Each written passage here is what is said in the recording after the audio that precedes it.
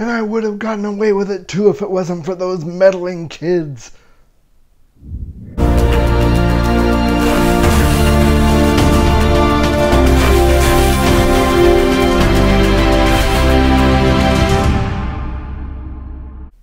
Hey everybody, welcome back to my channel. Glad you could be here. The book I'm going to review for you today is one that I am super excited about. And if you're wondering why all the Scooby-Doo references in my thumbnail, if you grew up watching Scooby-Doo like I did, or you're a younger person whose parents forced you to watch Scooby-Doo, or maybe you never really watched it, but you're kind of familiar with the premise, this book is so much fun. And so I can't wait to tell you more about it. But first, make sure you subscribe to get more of my content in the future. Click the like on the video if you enjoy it. Make sure to share it with all your friends. Get your notifications. All that jazz. And without further ado, here we go with the book. The book is Meddling Kids by Edgar Cantero.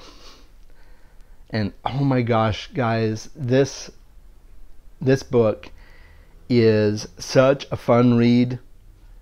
So much 80s nostalgia, specifically around Scooby-Doo.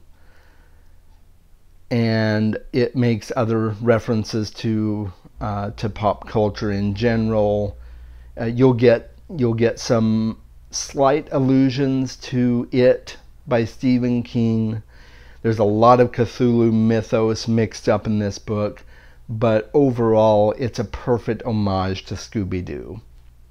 Now, this is not the show you grew up with, but it is. Wait, no, but it's not. It's just so different and yet so familiar that I just felt right at home. I was a huge fan of Scooby-Doo growing up, and gosh, this just gave me all the feels. So this book follows the Blyton Hills Detective Club, and the characters are Andy, Carrie, Nate, Peter, and Tim, the dog.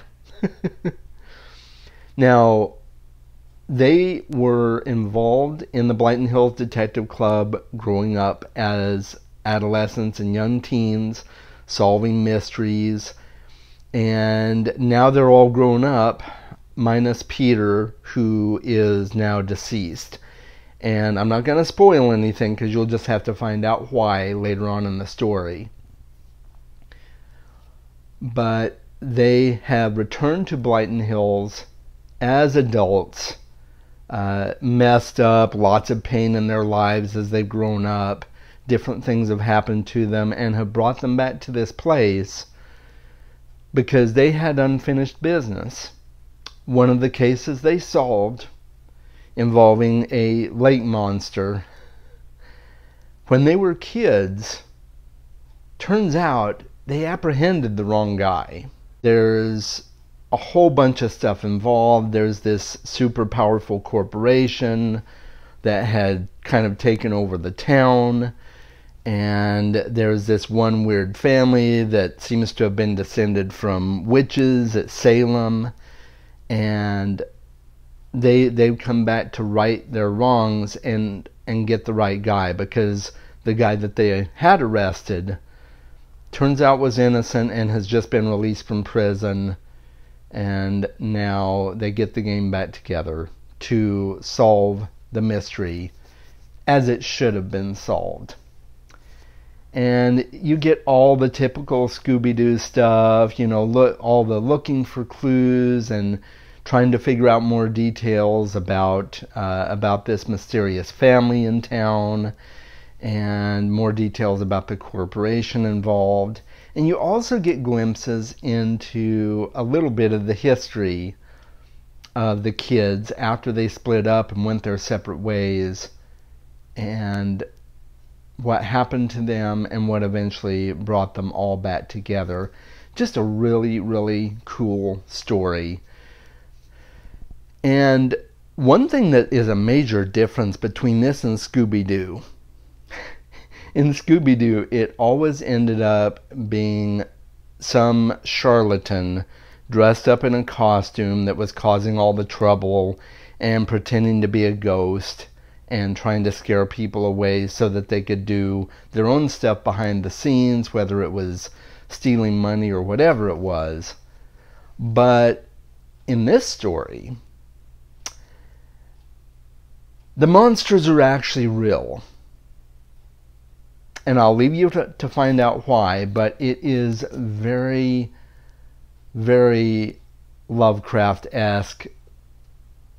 Sea monsters and different types of creatures involved that are coming awake after thousands of years and terrorizing the town.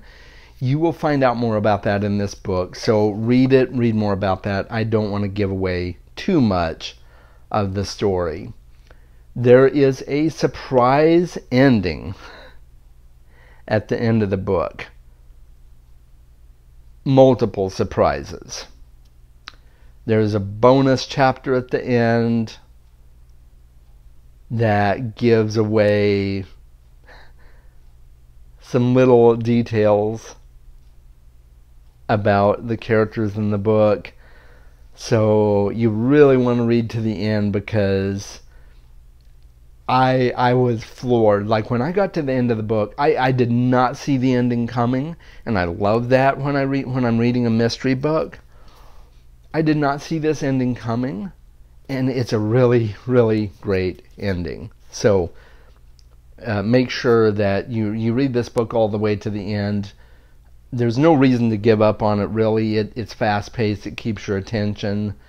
But if you're kind of halfway through at some point and you're thinking about putting it down, don't. Trust me, the payoff is real. One thing that was kind of weird to me about this book that I didn't really like is there were parts in the dialogue where it would shift from dialogue in quotation marks, so you would go back and forth and you get the quotation marks about who is speaking. If it involved multiple people in a conversation, it would switch to a script format almost. It gives the name and then what they're saying and then the next person's name and what they're saying. I didn't really like that, but I got used to it. It was a flaw that I was able to overlook. It beats having the he said, she said, okay, Nate said this, and then Andy said this. And so I guess it's a different way of approaching that. But it doesn't take away from the story. It's just a little bit off-putting at times. Another thing that I really would have liked to have seen more of is the fleshing out of some of the characters. I would have liked to have known more about their backstory, specifically in terms of one character in particular who turns out is LGBT. And I loved that this book was so progressive and inclusive with the way they approach the LGBT characters. And I just would have liked to have known more about them and how they got to that point, and how their feelings developed for another person in the story. There's a definite relationship forming in the story, but it doesn't really flesh it out a whole lot. I would have liked to have seen more about that, but it comes full circle at the end, and I thought it was really cute. It just wasn't. It wasn't a really strong lead into the relationship. But I won't spoil it. You'll just have to find out who that is and what happens with it. But I thought it was a really neat relationship nonetheless. But this is a really good action-packed book because it doesn't let the relationship take over the story. It's very much a back burner relationship. It is very much secondary to the story. So don't worry about this being a love story because it's not. It just kind of happens to include one. So if you are fans of Scooby-Doo and if you are fans of the Cthulhu Mythos by H.P. Lovecraft, and if you like books that reference 80s pop culture in a new and refreshing way, Meddling Kids is definitely for you. And speaking of meddling kids, if you grew up watching Scooby-Doo, and they're always talking about, I would have gotten away with it too if it weren't for those meddling kids, there are a couple of direct spoken references to that in this book. And it was really kind of funny the way Edgar Quintero did it. So please enjoy that when you're reading this book. And I know I'm assuming that you're going to read the book because you really should.